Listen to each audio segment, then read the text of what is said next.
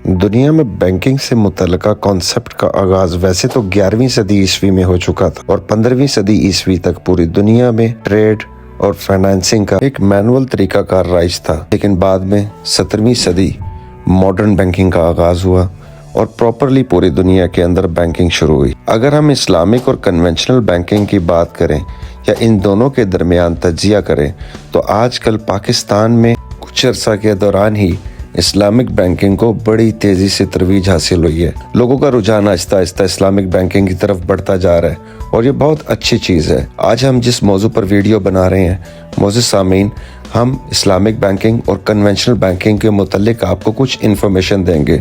उम्मीद है ये वीडियो आपको पसंद आएगी। सबसे पहले हम आपको ये बताते हैं कि कन्वेंशनल बैंकिंग और इस्लामिक बैंकिंग होती क्या है और इन दोनों में फ़र्क क्या होता है। इस्लामिक बैंकिंग और कन्वेंशनल बैंकिंग दोनों तरक्की पजीर तरीक़ों से बैंकिंग की खिदमतें फराहम करती हैं।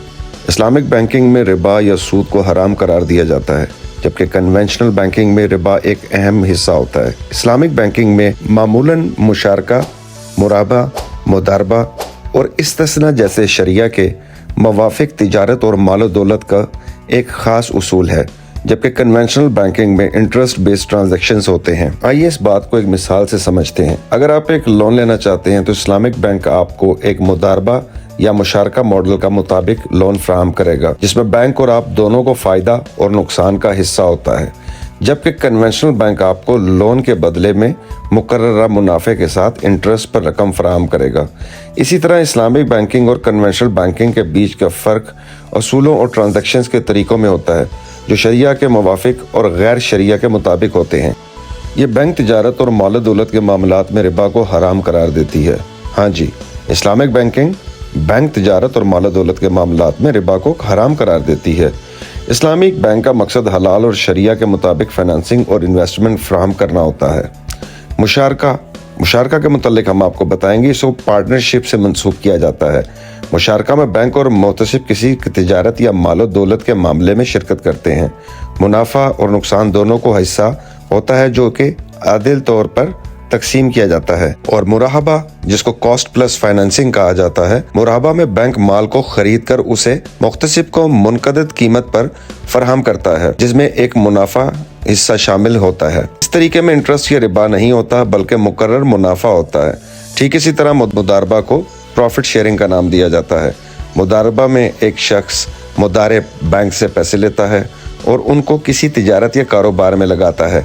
मुनाफा दोनों पार्टीज के दरमियान तकसीम होता है, लेकिन नुकसान सिर्फ मुदारिब को, ये उसका अपना फैसला होता है और उसकी अपनी मर्जी के मुताबिक फाइनेंसिंग होती है।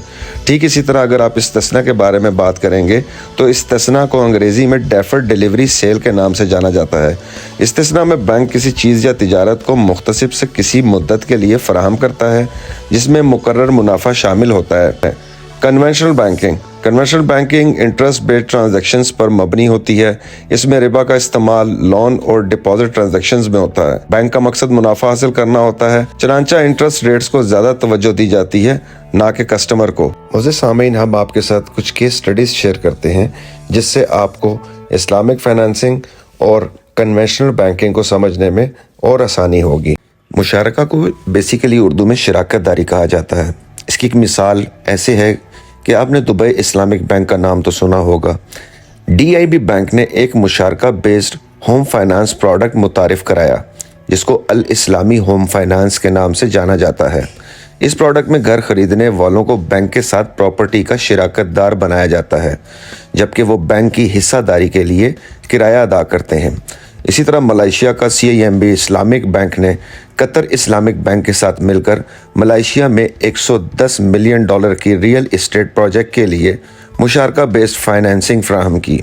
ये पार्टनरशिप इस्लामिक बैंकिंग के ग्लोबल रीच और कोलैबोरेटिव एफर्ट्स को दुरुस्त करती है। मुराबाहा cost plus financing, Kuwait Finance House मुराबाहा बेस्ड फाइनेंसिंग सॉल्यूशंस फराहम करता है वेरियस ज़रूरियात के लिए, जैसे होम फाइनेंसिंग, व्हीकल फाइनेंसिंग और trade financing. Customers desires good को एग्रीड अपॉन मार्कअप परचेज करते हैं।